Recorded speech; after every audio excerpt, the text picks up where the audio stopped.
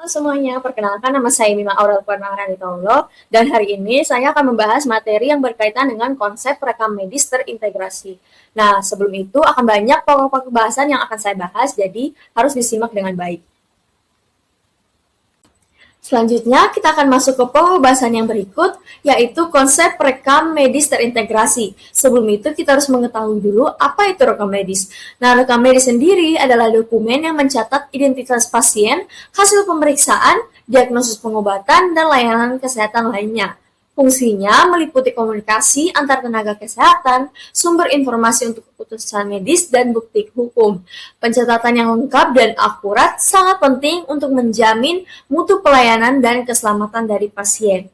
Nah, rekam medis terintegrasi ini merupakan sistem dokumentasi pelayanan kesehatan yang memungkinkan berbagai tenaga kesehatan seperti dokter, perawat, dan apoteker untuk mencatat perkembangan kondisi pasien dalam satu dokumen yang sama.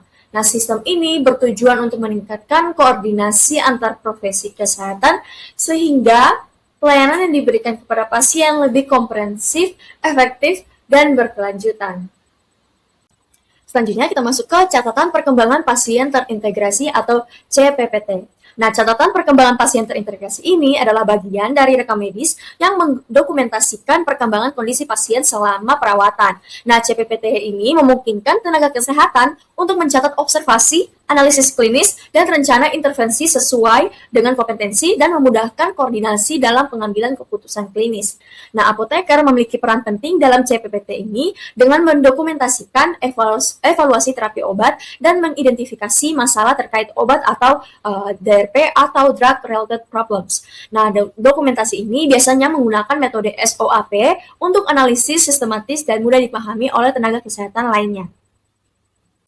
Baik, selanjutnya kita akan masuk ke pokok bahasan yang berikut, yaitu analisis SOAP. Nah, metode SOAP ini merupakan metode dokumentasi klinis yang digunakan oleh tenaga kesehatan untuk mencatat kondisi pasien dan rencana terapi secara sistematis. SOAP ini terdiri dari 4 komponen utama, yaitu subjektif, objektif, assessment, dan plan, yang membantu tenaga kesehatan dalam melakukan analisis klinis secara terstruktur, serta meningkatkan komunikasi antar profesi dalam tim pelayanan kesehatan. Kita akan masuk ke contoh dari 4 komponen utama itu dan penjelasannya. Yang pertama ada subjektif. Nah, subjektif ini berisi informasi yang diperoleh dari pasien atau keluarga pasien mengenai kondisi yang dirasakan seperti keluhan utama, riwayat penyakit, riwayat alergi obat, serta riwayat penggunaan obat sebelumnya. Nah, contohnya yaitu pasien mengeluh pusing sejak 3 hari terakhir. Kemudian pasien memiliki riwayat hipertensi dan rutin mengkonsumsi obat antihipertensi. Kemudian pasien mengaku kadang sering lupa untuk minum obat. Selanjutnya ada objektif. Nah, objektif ini berisi data klinis yang dapat diukur seperti tanda vital, hasil laboratorium, serta pemeriksaan penunjang yang berkaitan dengan terapi obat. Nah, contohnya yaitu tekanan darah pasien menunjukkan 170 per 100 mmHg dengan nadi 90 kali per menit, dan hasil laboratoriumnya kreatininnya itu normal. Kemudian untuk terapinya yaitu amlodipin 5 mg per hari. Selanjutnya ada assessment. Nah, assessment ini merupakan tahap analisis dengan menghubungkan data subjektif dan objektif untuk mengidentifikasi masalah klinis atau drug-related problems (DRP) dari pasien. Contohnya yaitu hipertensi belum terkontrol. Kemudian kemungkinan DRP yaitu ketidakpatuhan pasien terhadap.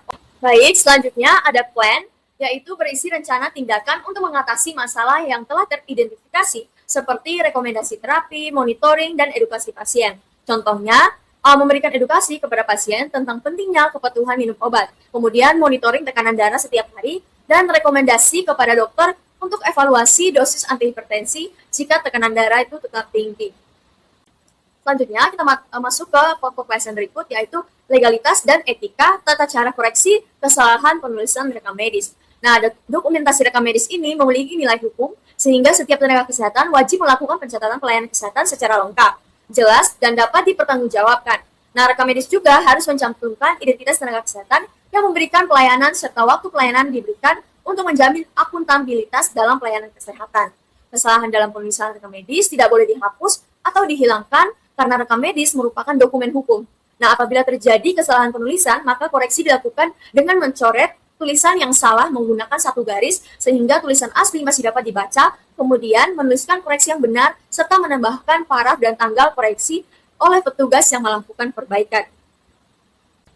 Baik, selanjutnya kita akan masuk saja ke contohnya. Di sini ada contoh formulir rekam medis. Kemudian langsung saja kita masuk ke tata cara koreksi kesalahan rekam medis.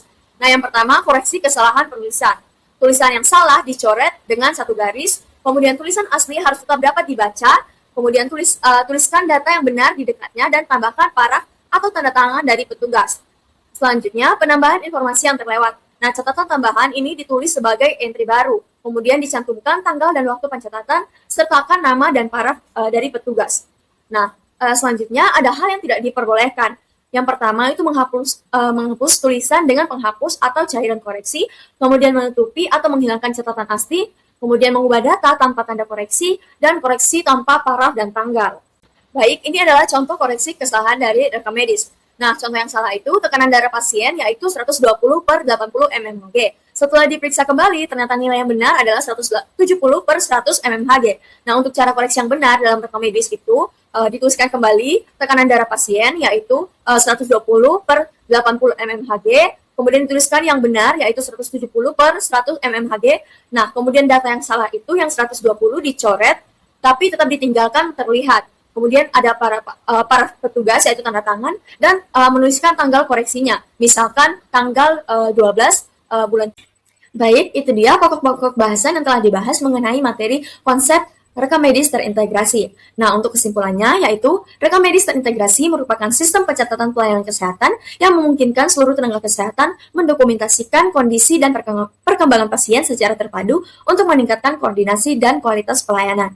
Nah, dalam CPPT, apoteker berperan melakukan evaluasi terapi obat, mengidentifikasi drug-related problems atau DRP, serta memberikan rekomendasi terapi menggunakan metode SOAP, yaitu Subjective, Objective, and Plan. Selain itu, pencatatan rekam medis harus dilakukan secara lengkap, akurat, dan sesuai dengan prinsip legalitas serta etika, termasuk dalam melakukan koreksi kesalahan penulisan agar dokumen tetap valid dan dapat dipertanggungjawabkan. Demikian materi yang telah dipaparkan mengenai konsep rekam medis terintegrasi. Semoga dapat dipahami dengan baik dan dapat menjadi pelajaran bagi kita semua. Terima kasih telah menonton.